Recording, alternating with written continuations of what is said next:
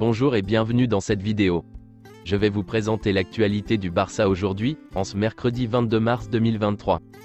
Si vous êtes nouveau sur la chaîne, ici je parle généralement de l'actualité du Barça. Donc n'hésite pas à t'abonner, et appuyer sur le bouton j'aime pour me soutenir. Merci, et commençons.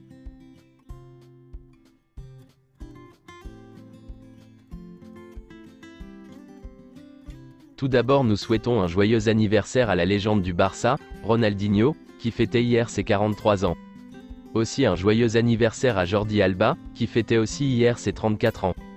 Xavi est devenu le premier manager à réussir une remontée en Liga contre le Real Madrid à domicile, depuis Johan Cruyff, il y a 33 ans. Pep Guardiola était dans la loge de Spotify Camp Nou avec sa famille, lors du Classico. Pep n'a pas regardé son téléphone, et a vraiment célébré les deux buts du Barça, mais surtout celui de Franck Kessié.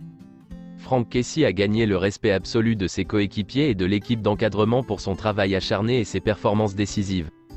Après le match contre le Real Madrid, Eric Garcia a été le premier à s'approcher de Christensen pour le féliciter, bien que Christensen ait pris la place d'Eric dans le 11 de l'équipe.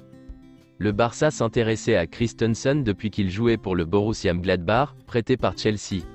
Le Barça a essayé de le recruter par le passé, mais Chelsea ne voulait pas le vendre. Une déclaration des Kasper Julman, le sélectionneur du Danemark. Andreas Christensen est l'un des meilleurs défenseurs centraux du monde, si ce n'est le meilleur. Si j'étais dans un club et que je devais choisir un défenseur central, je le choisirais. Les joueurs du Real Madrid ont envoyé des messages au cadre du Barça, pour leur demander de parler à Gavi de son comportement. Frenkie de Jong sera absent pendant 2 semaines en raison d'une blessure musculaire, et ne rejoindra pas l'équipe nationale néerlandaise pendant la trêve internationale, même si tout indique qu'il sera prêt pour le match contre le Real Madrid en Coupe du Roi. Gérard Piqué a annoncé que Bojan Krkić allait annoncer sa retraite cette semaine. Une cérémonie d'adieu aura lieu au Spotify Camp Nou jeudi, selon Piqué. Le FC Barcelone considère toujours Ansu Fati comme un joueur de classe mondiale, et n'accepterait de le vendre qu'en cas d'offre exorbitant. Ansu Fati veut rester à Barcelone, et il est convaincu qu'il finira par saisir sa chance, et réussir au club. Abdé est le seul joueur du Barça qui entre dans les plans de Xavi, pour la saison prochaine. En revanche, le club cherchera à vendre ou à prêter les autres joueurs qui reviendront cet été. Le staff de Xavi estime qu'Abdé est un excellent renfort pour le poste d'ailier gauche, car elle ne dispose pas d'un joueur aussi bon dans les situations de 1 contre 1 que lui, sur le flanc gauche. Alex Collado n'entre pas dans les plans de Xavi.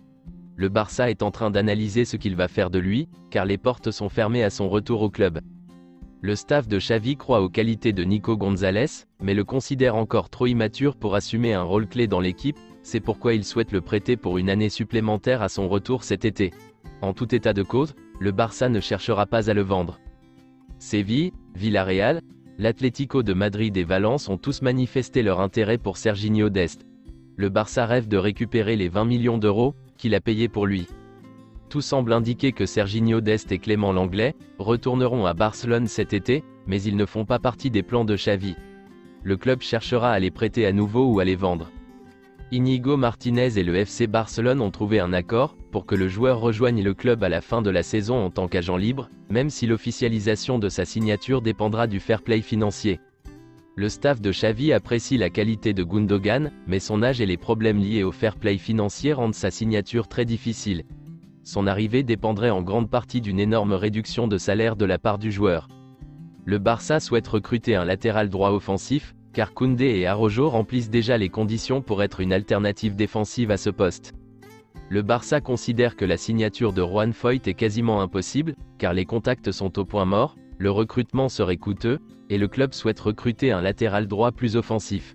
Malgré tout, il est toujours sur la liste du club. Aubameyang aimerait revenir au Barça, et serait prêt à réduire son salaire pour revenir. Le retour d'Aubameyang est une option peu coûteuse pour renforcer Barcelone la saison prochaine. Il entretient toujours d'excellentes relations avec le vestiaire, et le staff serait ravi de son retour. Le FC Barcelone a pris contact avec le père de Florian Wirtz, qui est aussi son agent, pour s'enquérir de sa situation. Il pourrait quitter le Bayer Leverkusen dès 2024. Et voici une déclaration de Florian Wirtz. Des liens avec le Barça? Je n'en ai pas parlé avec mon père. J'ai été un peu dérouté par les liens aussi. C'est tout pour aujourd'hui, et merci d'avoir suivi la vidéo. Mettez un j'aime si la vidéo vous a plu, et n'hésitez pas à vous abonner, pour ne pas manquer les prochaines vidéos. Merci et à bientôt.